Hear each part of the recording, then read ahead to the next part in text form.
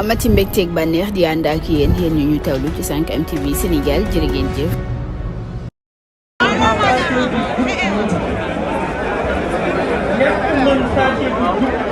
moo tax boo leen xoolee Dakar bi jëkk ji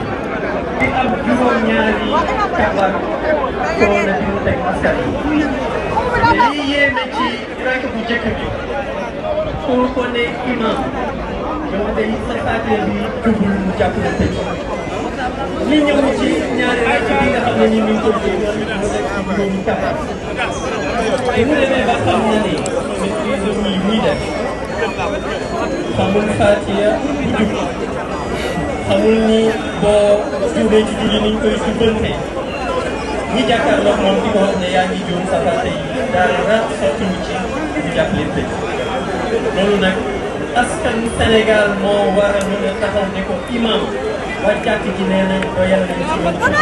génne bàyyi